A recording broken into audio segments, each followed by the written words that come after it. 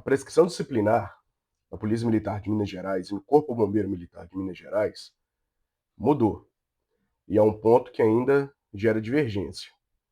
O prazo reinicia do zero ou apenas continua após a interrupção. Hoje eu vou te apresentar as duas teses e qual delas parece ser mais compatível com a norma. Como funcionava antes, né? Antes, a prescrição começava na data do fato e seguia de forma contínua, segundo a redação dada ao caput do artigo 90 do Código de Ética, né? Então nós tínhamos, deixa eu abrir o apontador laser aqui, ó. Nós tínhamos o marco inicial, a data do fato. Não havia um regime estruturado de interrupção de prazo. E a contagem do prazo era contínua, ia até a aplicação da sanção. E as sanções prescreviam a depender, né, em 2 anos, se fosse uma transgressão que não ensejaria na demissão ou reforma do militar. Se fosse as sanções por deserção, ela prescreveria em 4 anos e em 5 anos os demais casos, né, com demissão. Isso aqui era o que era aplicado até fevereiro, né? E aí surgiu essa nova resolução conjunta, né? Como ficou com a mudança? Como que está agora? Agora, o marco inicial, ele começa na ciência da administração, né? Ela admite interrupção e a limitação temporal do processo, né? Ah, essa ciência vai se dar como? É a ciência formal, a partir do momento que a autoridade foi cientificada formalmente da transgressão, né? A interrupção dos prazos, ela vai se dar de acordo com o tipo de processo disciplinar, porque nós temos PAD, SAD, PADs, PCD e PQD, né? Então, a depender do tipo de processo, vão seguir esses prazos aí. E a condição da interrupção? A interrupção pressupõe o quê? Uma instauração válida dentro do prazo prescricional, né? E ela prescreve em 2 anos, isso aqui manteve igual, ela vai prescrever em 2 anos, se forem para aquelas transgressões que não vão ensejar demissão ou reforma do militar acusado. E essa aqui é uma nova mudança. Unificou aí, ó, o prazo dos demais casos que geravam demissão e trouxe aqui para dentro o prazo também, o que? De prescrição da deserção. Antes era 4 anos, agora a prescrição da pretensão punitiva para os casos de deserção também é 5 anos. E, lembrando que o prazo da prescrição começa a contar a partir do momento da apresentação ou da captura do militar. E nós temos aí uma ressalva, olha só. Porém, interrompe-se o prazo com o primeiro ato válido da instauração pelo período estabelecido para cada tipo de processo disciplinar. Então, a administração tomou ciência, instaurou o processo. A depender do processo, ele vai ficar suspenso por estes prazos aqui, ó. Cada processo agora tem o seu próprio prazo de interrupção, né? E o ponto central da mudança é esse. Após a interrupção, o prazo ele vai mudar de comportamento, né? E nós temos ó, o que vai gerar divergência é essa daqui, ó, essa frase aqui. Transcorridos os períodos máximos de interrupção, o prazo de prescrição reinicia do zero. Nós vamos ver o porquê que tem essa divergência. Mas antes, como funciona a interrupção?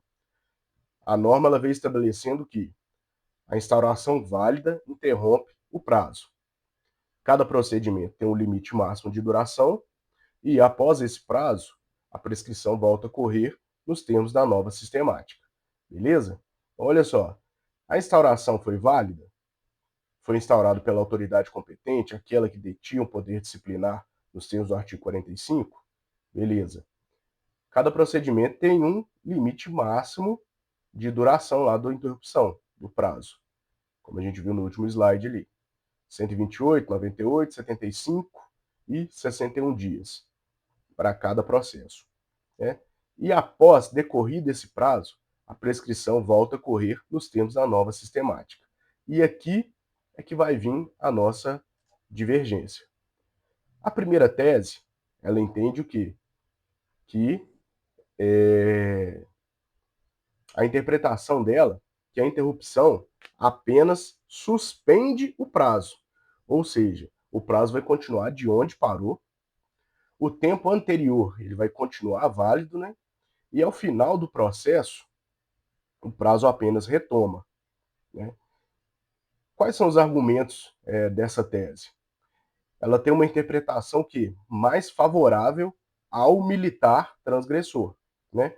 Ela tem uma lógica restritiva da norma sancionadora e ela evita a ampliação, né, do poder punitivo ali, ó, do prazo temporal que a administração vai ter para efetivamente sancionar o militar. A segunda tese, né, ela é a tese do reinício do prazo. Essa segunda interpretação entende que após a interrupção, o prazo vai começar do zero, né? Então essa segunda tese aí, ela interpreta que o prazo reinicia integralmente após a interrupção, que todo o tempo anterior é descartado e que inicia-se uma nova contagem, né? E os argumentos dessa tese estão voltados ao quê?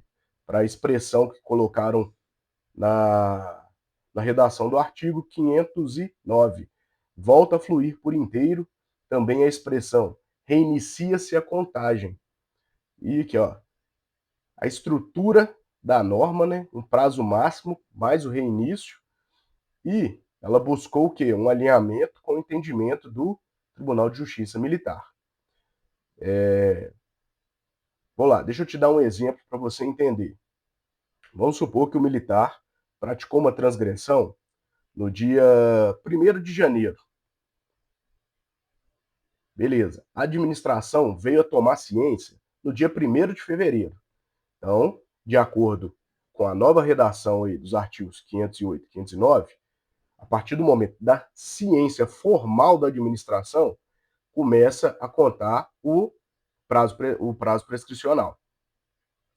Então, beleza. Praticou a transgressão dia 1º de janeiro, mas o fato só foi dada ciência à administração 1º de janeiro, 1º de fevereiro. 1º de fevereiro começou a contar. A administração demorou aí 3 meses, vamos colocar 90 dias, para poder instaurar o processo de fato.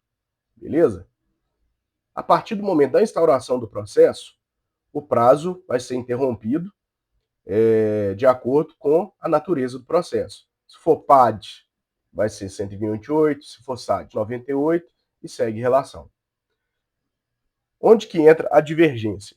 Vencido esse prazo, a primeira tese, ela entende que esse prazo todo que passou lá, os 90 dias da data da ciência até a instauração, ele continua valendo. Então, a partir do momento que interrompeu a prescrição, a administração, vamos pegar para poder simplificar um PCD, que prescreve em 2 anos. Nesse exemplo nosso, já transcorreu aí o quê? 90 dias.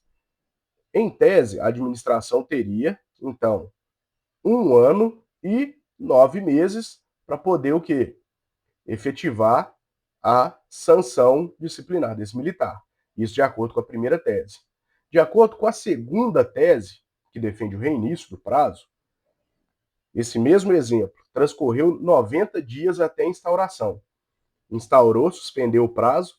Quando terminou o prazo de suspensão ali, o que vai acontecer? Descarta-se todo esse prazo lá para trás e inicia-se a contagem do zero ali. Esse é o entendimento da segunda tese.